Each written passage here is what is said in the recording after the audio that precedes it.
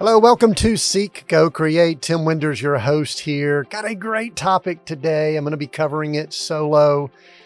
Man, it's something that we see that we all need. We all need this. It's the power of emotional intelligence. That's the topic today. We're going to be doing some tips, some strategies, and just why it's important. You know, it's fascinating. I've recently been doing some work with Chat GPT and just been kind of getting some things that I'm working on, some articles that I've been writing and things like that. One of the things I was working on recently was some things that we're doing on YouTube with Seek, Go, Create, some things we're doing with the podcast. And what's fascinating is as we were integrating and interacting and just going back and forth, I just kind of asked some questions like, what are some topics that our people really, really need? People that are leaders, people that are trying to redefine success, people that are attempting to be all that they could be so that they can achieve and accomplish what they're created for.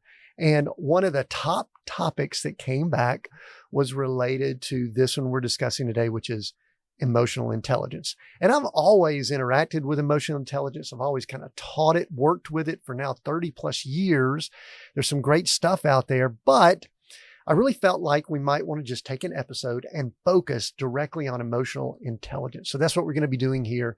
So let's dive in. I've got about 7 bigger points that we're going to be looking at, but we're going to be talking about emotional intelligence and some tips for effective leadership, or really, this is effective life type stuff, not just for leaders. We address leaders here at Seek, Go, Create, but a lot of this is just life type stuff. So let's kind of get started by defining what emotional intelligence is, because I think a lot of people get a little bit fuzzy on that word. It sounds like it's a big deal, but emotional intelligence is really one of the more important skills that we will ever have. And it's something that we must examine and redefine all the time. Now, one of the things we're going to be doing here is we're going to be going over some tips and strategies. I'm going to be talking some high level stuff and also talking about some base level things and strategies that we need to be doing. So it's going to have some practical aspects to it. It's going to have a little bit of spiritual, because I always tie that in with kind of who we are and what we are. And then also think it might provoke you to do some things a little bit differently, because I think doing some study for this kind of calls me to do that. So I believe it may do the same for you. So and remember, the goal in mind is to be better people, be better at life, and be more effective leaders. That's what we're attempting to do here, is to identify some skills, some ways, some tips that we can become better people, better leaders. So we're also going to make sure, many times in the world that we're in with self-help, with leadership development, it can kind of get off in the weeds, away from some of what I believe many of your and my foundation is for our spiritual beliefs. And so one of the things we will do is make sure that we tie that into who we are spiritually. And that is this is kind of my belief in that. And that is always understanding that there's something bigger than us out there. I think there are people that they believe and they function and operate in this mindset that the world revolves around them.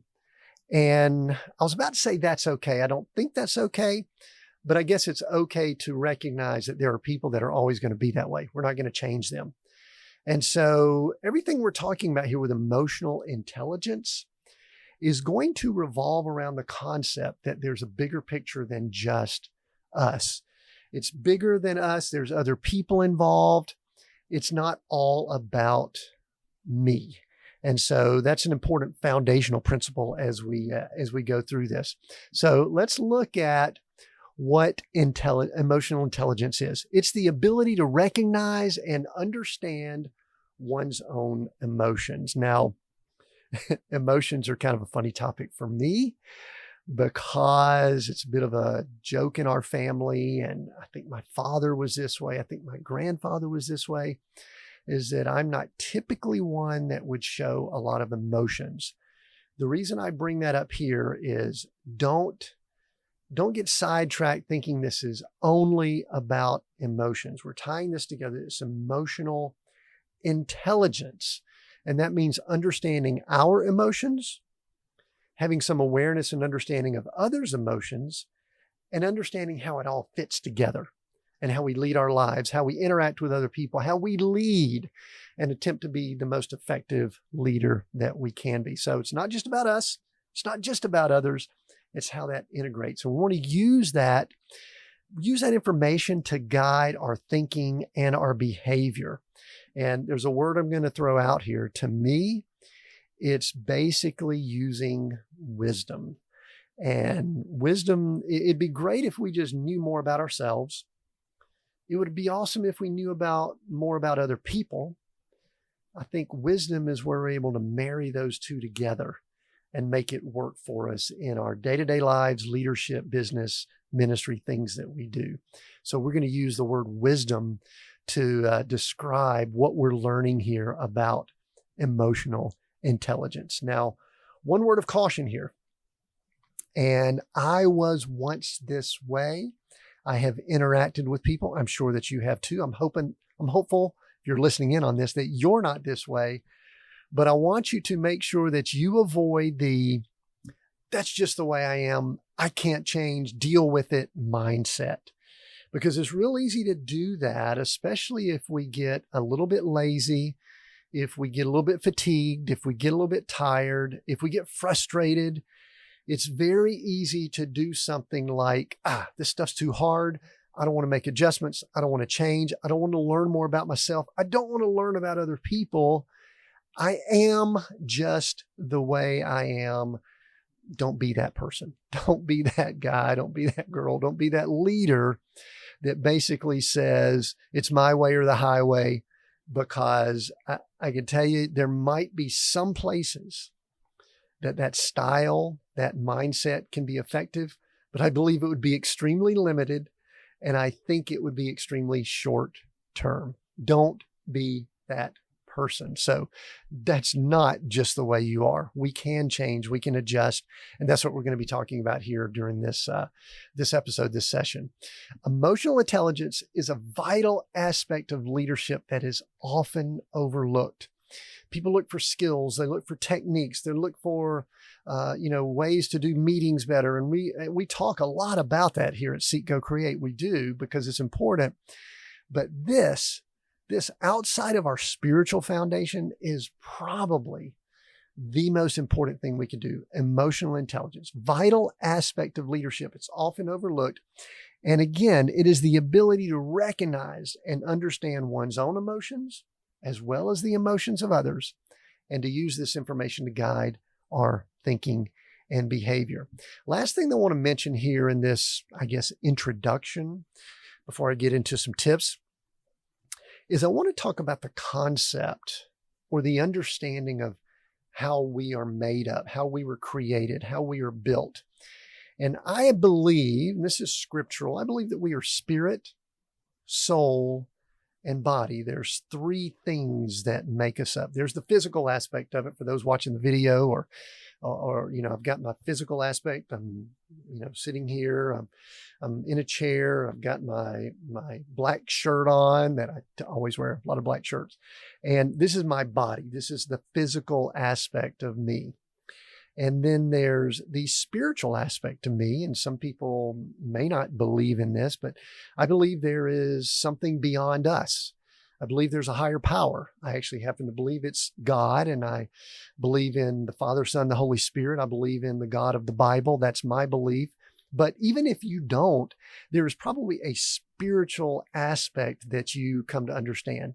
It's that feeling you get when something is going on and you just feel like there's something else out there. That's that spirit. We're not going to talk about that here, but we are spirit, body, and we are soul. And soul is our mind, our will, and our emotions. It's what controls a lot of our body. It's what controls a lot of what we're talking about here, which is emotional intelligence, our emotions. And so I only wanted to bring that up just to make sure that we're clear that emotional intelligence is not all there is. just like our physical aspect is not all that there is, and the spirit realm is not all that there is.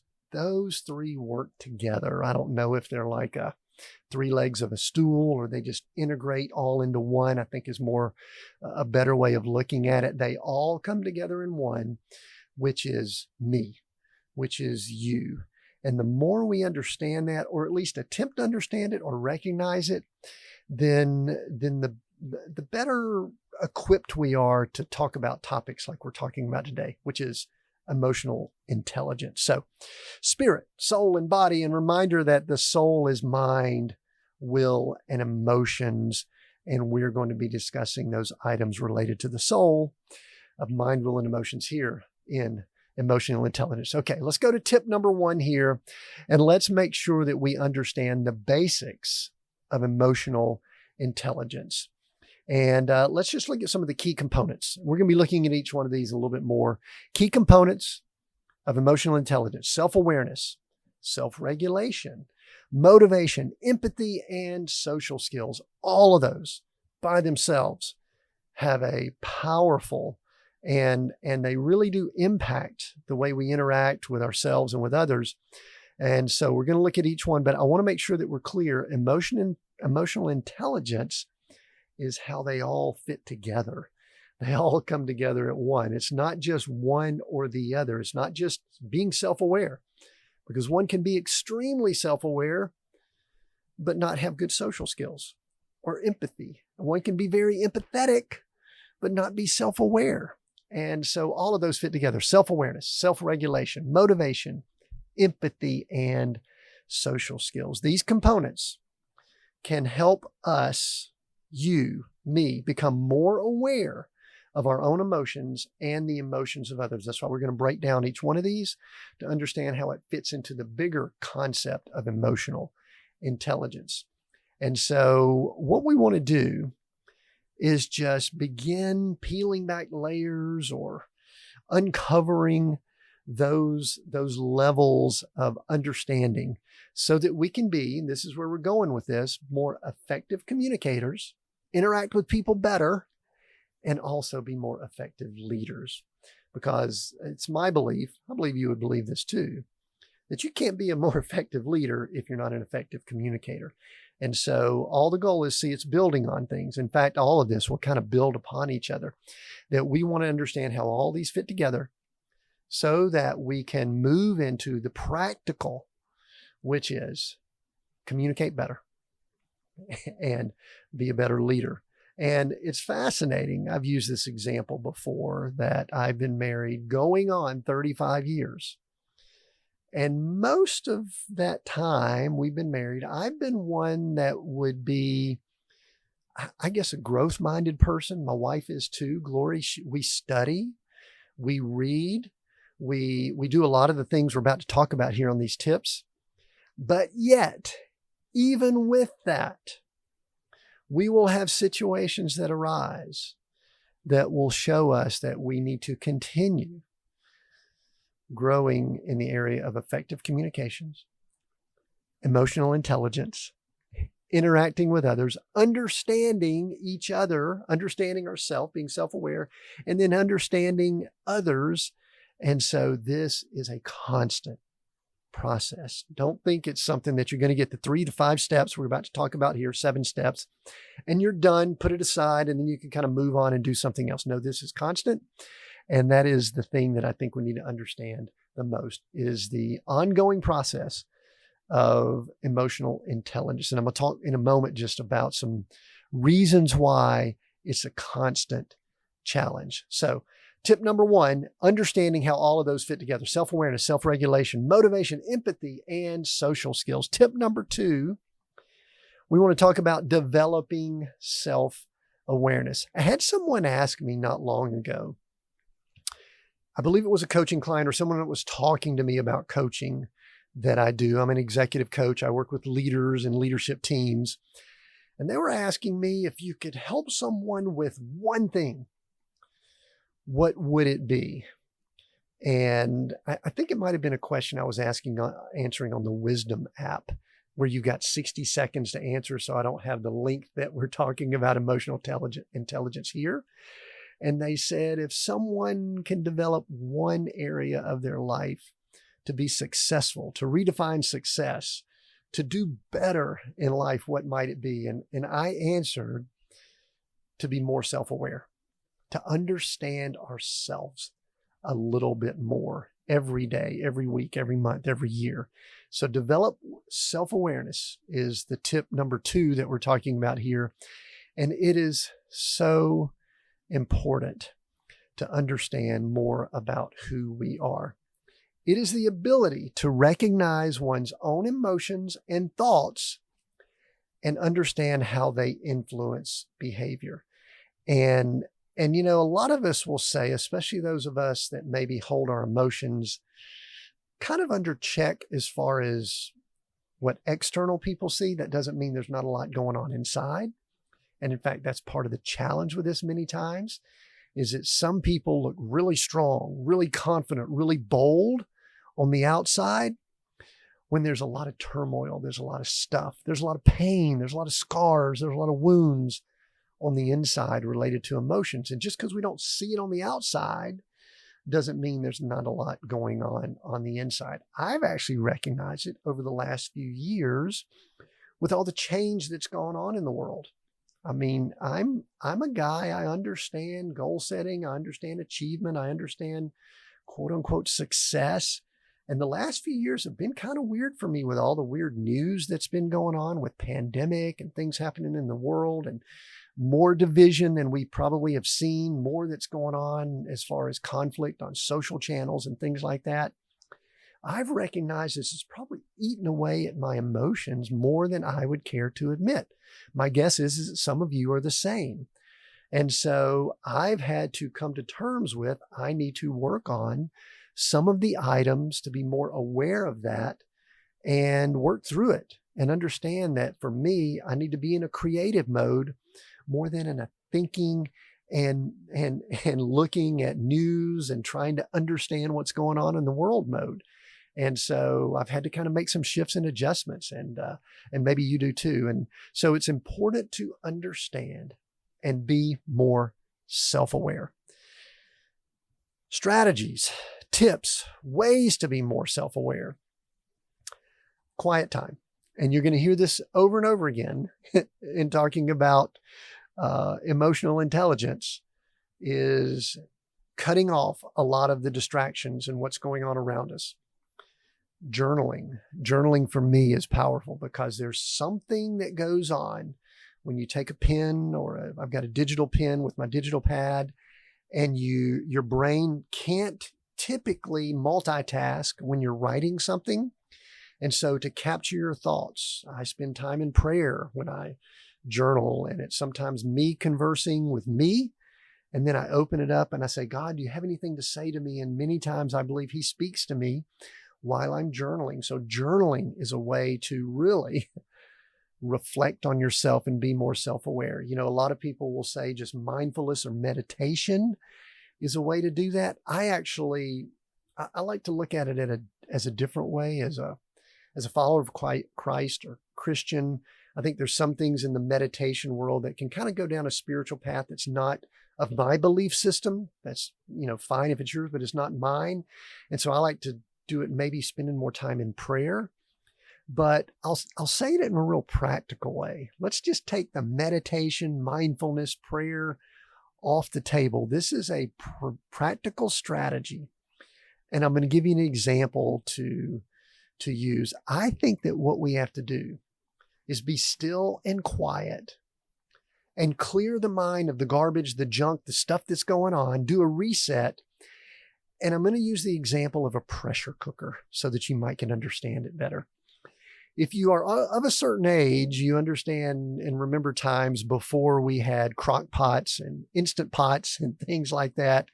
And it was when things were cooked under pressure with an old pressure cooker that was typically on a stovetop, and water would boil or it would come under pressure, it would seal. And there would be this little thing on top of it that you would start to hear whistle with pressure, or when you flipped it around, that pressure would release from this pressure cooker. And see, what I've come to believe is I think many times our soul and sometimes our physical body, we start having so many things pile on us that we start operating under that pressure, just like the pressure cooker. And it builds and it builds and it builds, and it makes it difficult for us to see ourselves with clarity. It becomes difficult for us to see other people with clarity.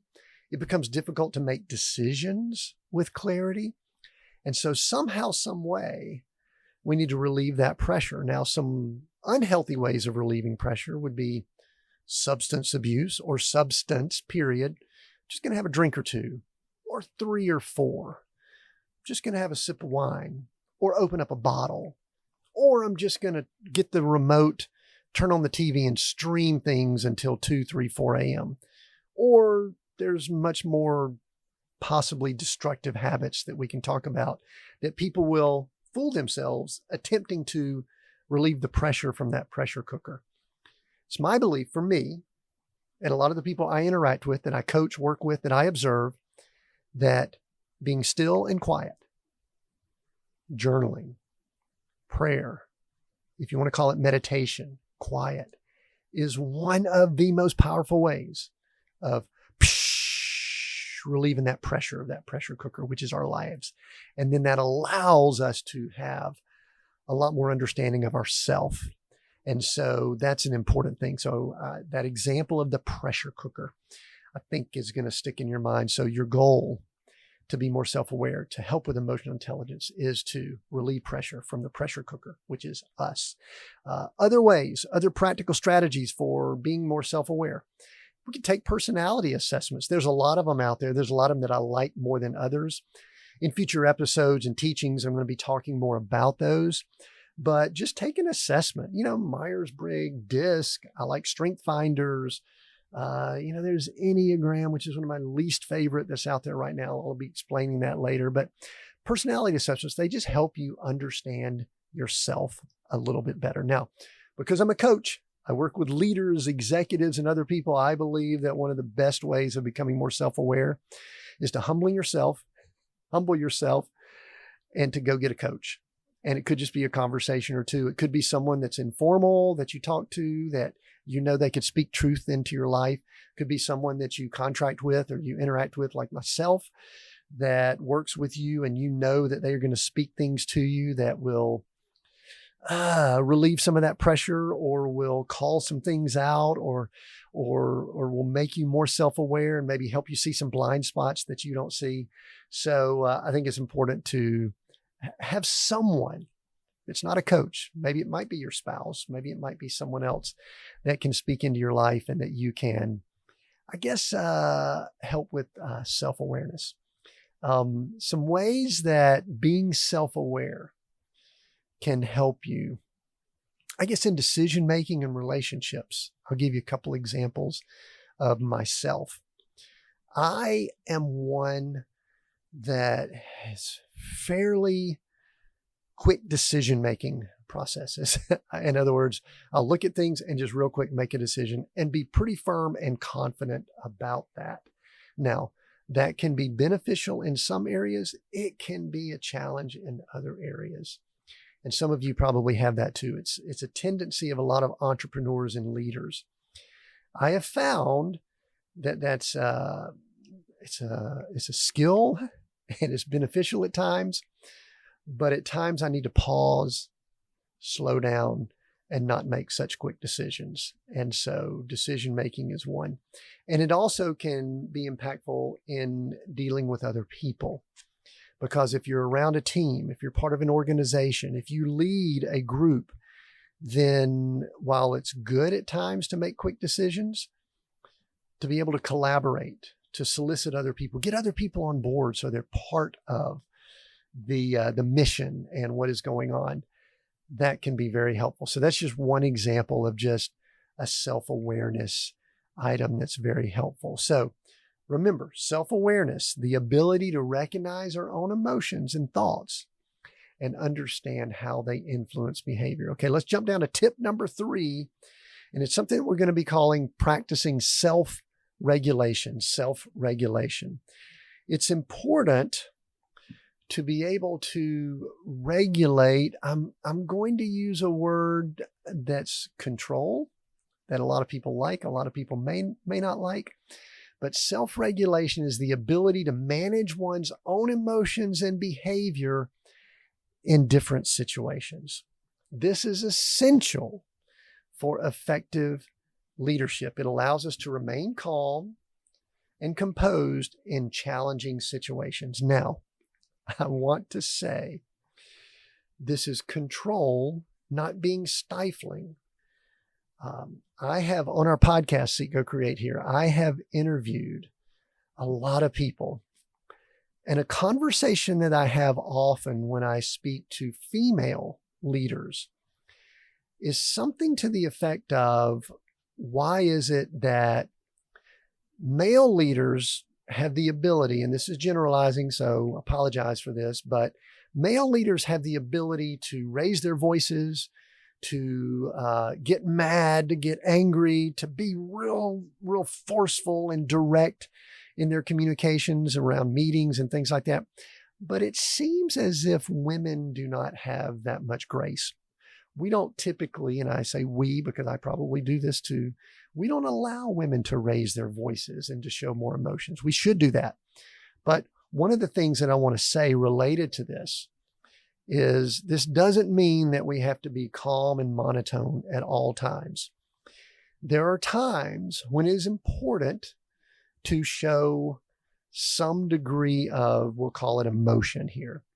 And I've done it a few times. In fact, I was joking with my wife the other day. We were talking about something, and she brought up a situation that goes way back to our days of dating. The next time we do a combined episode where I bring her on the episode, I might actually share this story, but it was something that it was a mistake I made years ago before we were even engaged. So about 38 years ago. She still remembers it. I try to forget it. She still remembers it. But it was a situation that we were talking about, just that I messed up. That wasn't the reason that I was bringing it up here. I was bringing it up here because we were talking about situations where just remaining calm. And I brought up the fact that it has been very rare that I have raised my voice in our relationship. And when I do, I usually get people's attention because I do that. Now, I actually believe I'm probably one that I need to do that more often as something that I need to do, because I've been given some feedback on that. But some of us, and you might know who you are, some of them might need to dial it down a little bit.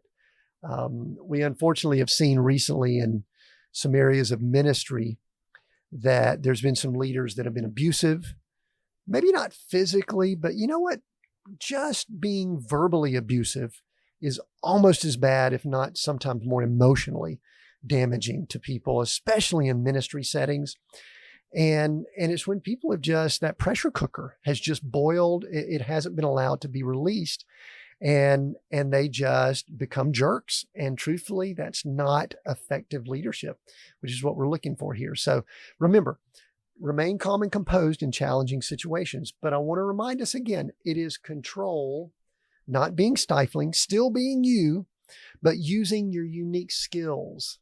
And one of the things that I want to use, this is an example that I like to talk about. We are all created for a certain reason. I have strengths. You have strengths. We also have some things that might be weaknesses. That's one of the reasons I like the Strengths Finder, is that it identifies your strengths. Strategy is one of my top strengths, and I love doing strategic things. What's interesting, and I'll use strategy as an example. Sometimes our skills, our strengths can really be our superpower. If I'm called in to work with an executive team or an executive leader, I am almost automatically going to be moving towards what can we do with strategy? What can we do to begin being strategic about doing things over the next 30, 60, 90 days to strategically improve what we're doing with the organization and the leadership with what we have here. So that's a superpower of mine. But you know what? Our superpower can also become our kryptonite, to use the Superman example.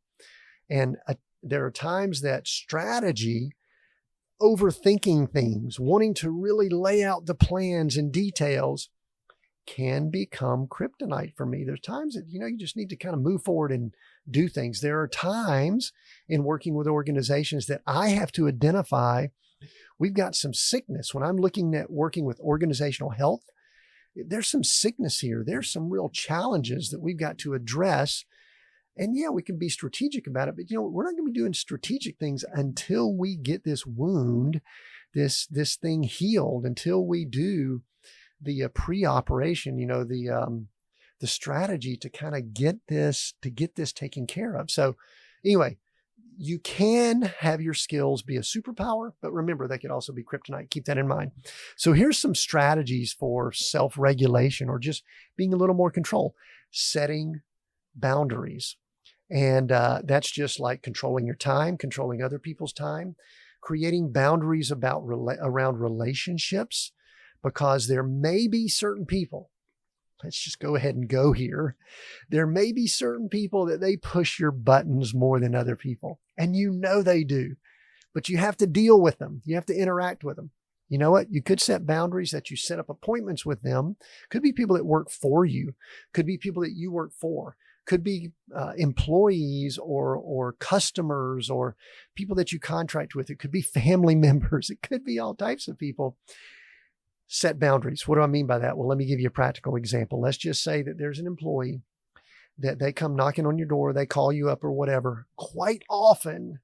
And every time it does, it kind of triggers you. It causes some issues for you. You kind of feel your blood boil. You look up from your desk or you see the text come in or you see the email come in and you just automatically think, oh boy, it's Joe here coming at me. Well, one of the things you can be setting boundaries is be a little more proactive. Schedule times so that you, on your schedule, interact with Joe. Say, hey, Joe, listen, there's a lot of interaction we have, but I know you've got a lot of work to do. We've got a lot of things to accomplish. Why don't we set a 30 or 45-minute session every week where you and I talk and we just flush out everything that's going on. We get it on the table. We cover it. We address it right then and there. That's a boundary that you have set that helps you. I believe it also helps Joe. And it also helps you with your schedule. You're not sitting here, hopefully, having your blood boil or that pressure overflowing from that pressure cooker every time you get that text from Joe. So setting boundaries, managing stress. We've talked about that with the pressure cooker. What do you need to do to manage stress? I've got a leader that I work with that he would be considered a pacer. He kind of goes out and walks a good bit. And often when we have phone calls, he will be out doing kind of laps. I know that's one of his stress relievers. Standing behind a desk or sitting at a desk builds up stress. He goes out and goes on a walk. I know that I am able to go out, put something in that I'm listening to and just relieve some stress. Might be exercise, might be someone you interact with. It might be something that's just mindless, mountain biking, hiking, something like that. But know what it is for you that helps you manage stress. We've said this before. It's going to come up in a lot of these tips. Mindfulness, quiet time, prayer, all of those,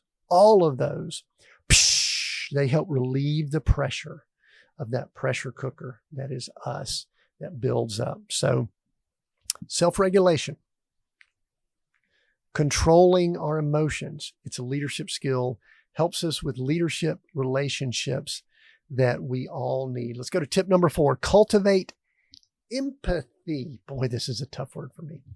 Tough one for me because many times we will not be good at this. So let's look at empathy. And,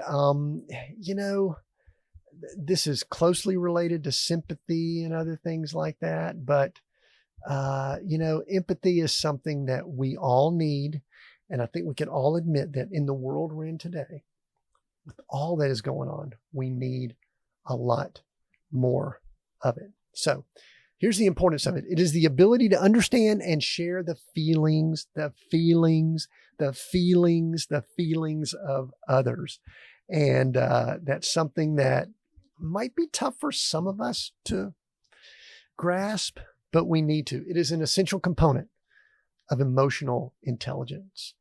It helps us build trust and create a positive work culture, a work environment, a team, an organization, a family, a group of people that is devoid of empathy is one that is very short term, in all likelihood will not last. And so we must have empathy. And there's just some basic tools, I guess, that we could use. I've attempted to work these into the way I do things. And a few of those are this: active listening. And it's easy to say active listening because a lot of us will say, what does active listening really, really mean? Well, active listening means a lot of stuff. But for me, it means asking questions. Okay. Asking questions, really being curious about other people, wanting to understand their point of view, where they're coming from, and then listening to what they say, and then being able to respond, recite it, understand it. It may not be anything that I believe, but active listening. One of the reasons I love doing what I do with the interviews at Seek, Go, Create is I'm just curious. I love developing that skill of asking questions of people that might be different than me, different parts of the world. Interviewed someone from Melbourne, Australia this last week. Interviewed someone just yesterday that's up on an island in Michigan.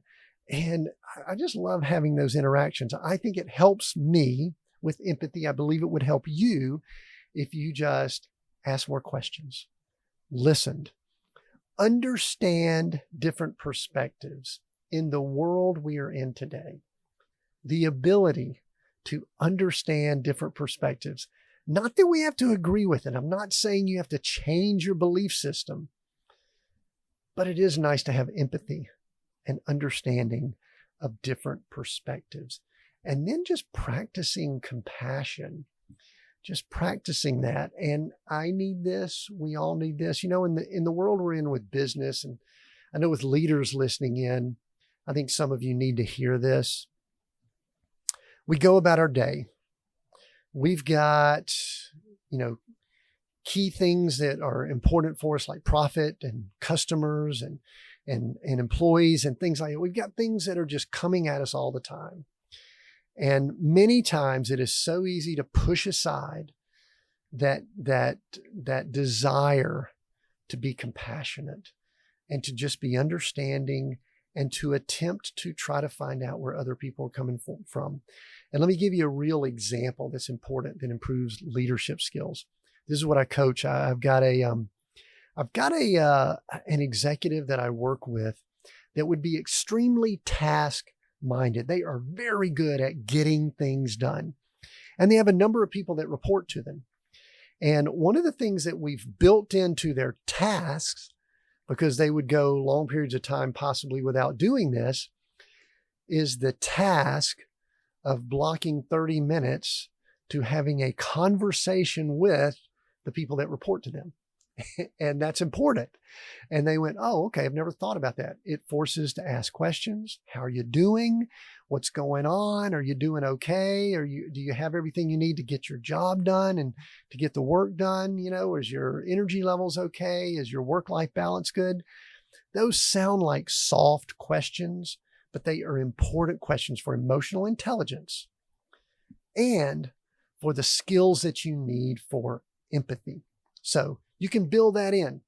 If you're a leader, and I coach this with people I work with, if you haven't communicated one-on-one with everyone that directly reports to you, and if you've got an organization that's, 10, 15, 20, 30, 40 people, 50 people or less, I believe that every 90 days, you need to almost have a one-on-one conversation with everyone in your organization. Doesn't have to be long. Could just be a real quick, hey, how you doing, Joe? Or something like that. But it allows you to really work those empathy muscles, which we all need. It helps you in that relationship that you've got to have to be an effective leader. It helps you understand and share the feelings of others. Let's go to tip number 5, building strong relationships. All of this is working towards building strong relationships. This is the importance of social skills and emotional intelligence. The reason that we want empathy, the reason that we need to be self-aware and and to be able to self-regulate is so that we can build strong relationships. Social skills are the ability to interact effectively with others and listen. That's leadership, folks. That's leadership 101, is the ability to interact effectively with other people.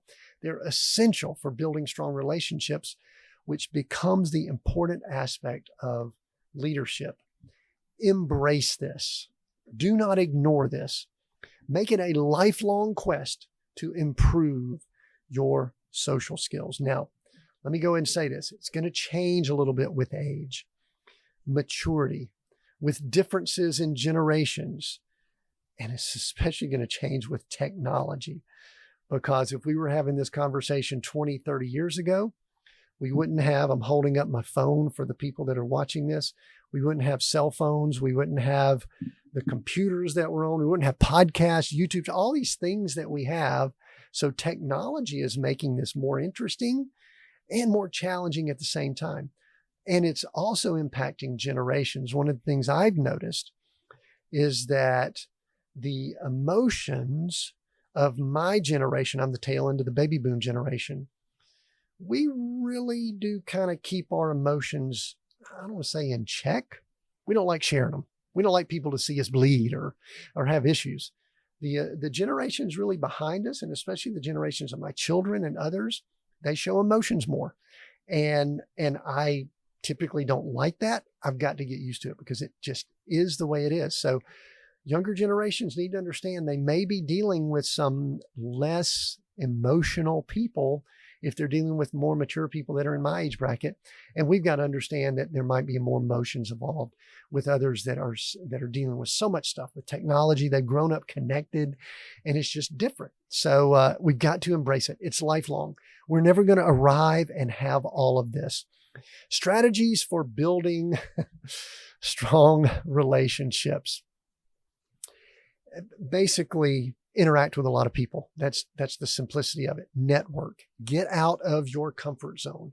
Get out of your small circle, your small space of people that you deal with, just your family or just people in your small clique or your work or things like that. Get around other people in settings and environments that force you to build relationship skills that you do not currently have. One of the things I love about interacting with people in different age brackets, because it forces us to think differently. I would like to say that social media and the digital aspect of communication helps us. The verdict's still out on that. I think sometimes it hurts, but if nothing else, it allows us to interact with people outside of our typical circle if we can step outside of the algorithms that are trying to force us to hang out with people that are just like us. Practice effective communications, interviews, talking to people outside of your circle or your small clique that you might be in. We do kind of gravitate towards small cliques. So effective communication, collaboration, work on projects, on things. I just got a call this morning from a buddy that I've known for 20 years. He's kind of in the generation behind me or even beyond that, a little bit younger than me, probably 15 years younger than me, and gave me a call. I was actually sitting down in quiet time, just spending time with the Lord, sort of in prayer, and my phone rings and I saw who it was. I answered it. And it's someone that often, we don't talk often, but when we talk, it is more of a collaboration. I love hearing how he thinks.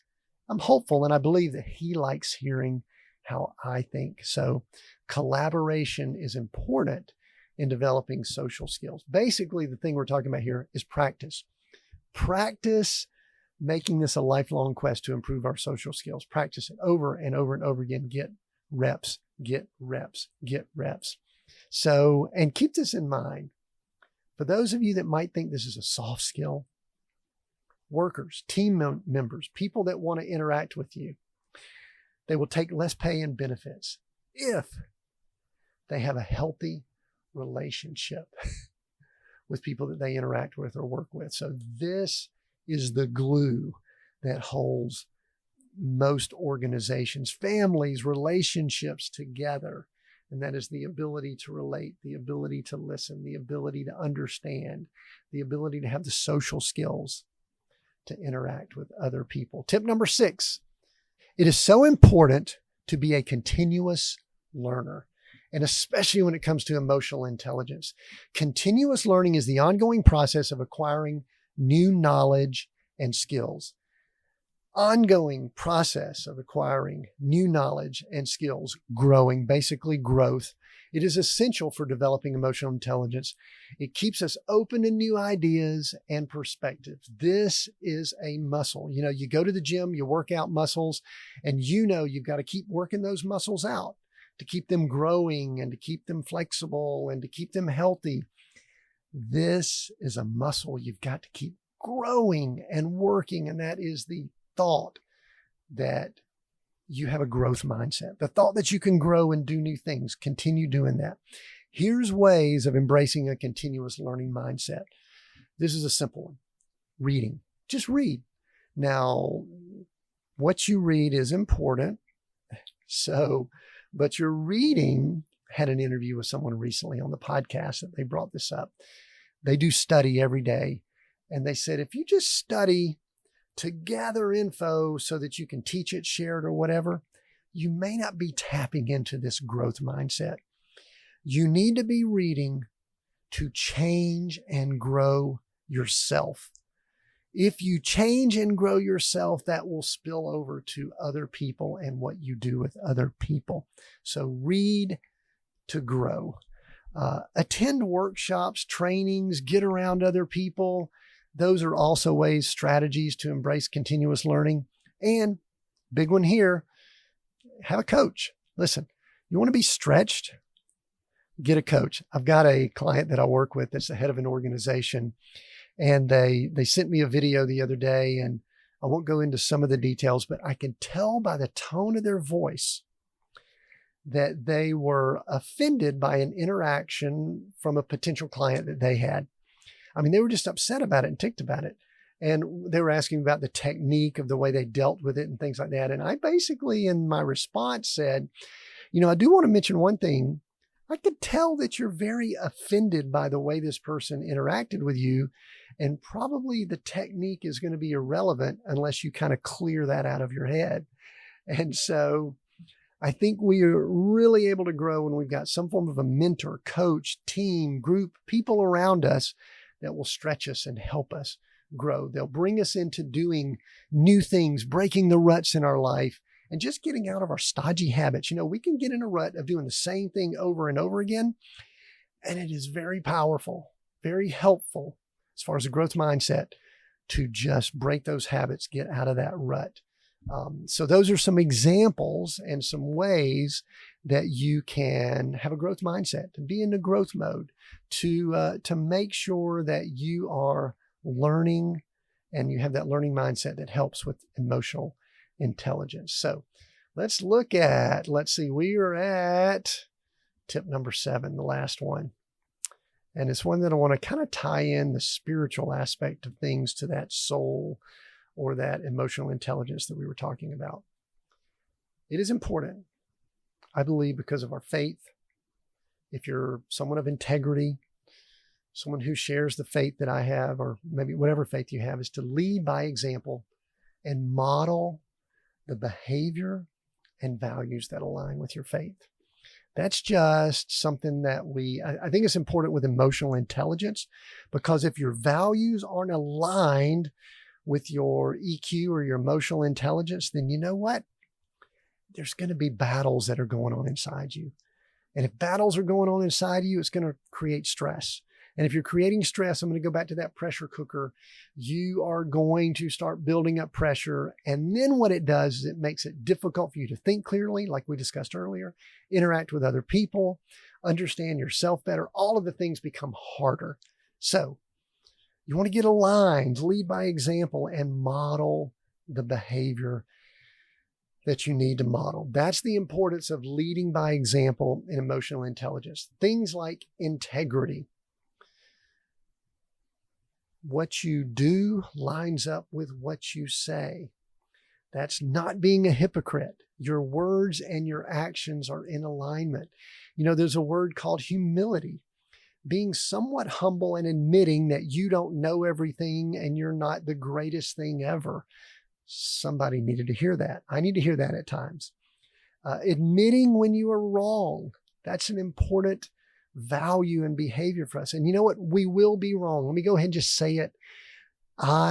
We will be wrong, and we need to admit that.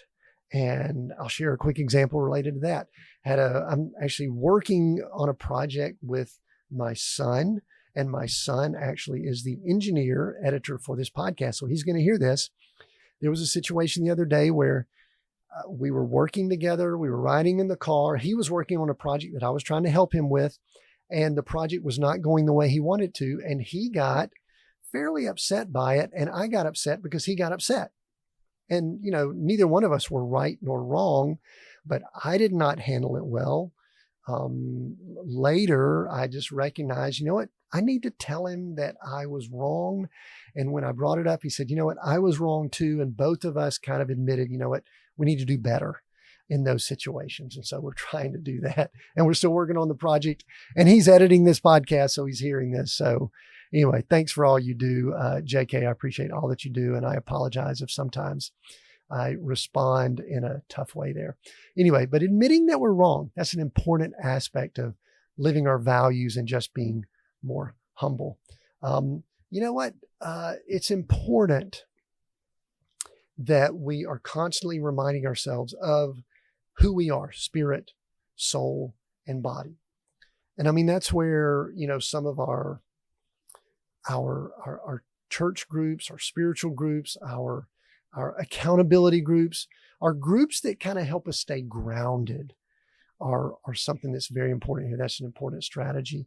I think, I've said this before, I believe that having someone that can speak into your life, mentor, coach, leader, pastor, someone you report to, someone that can hold you accountable, that is so important. So that's a great strategy there.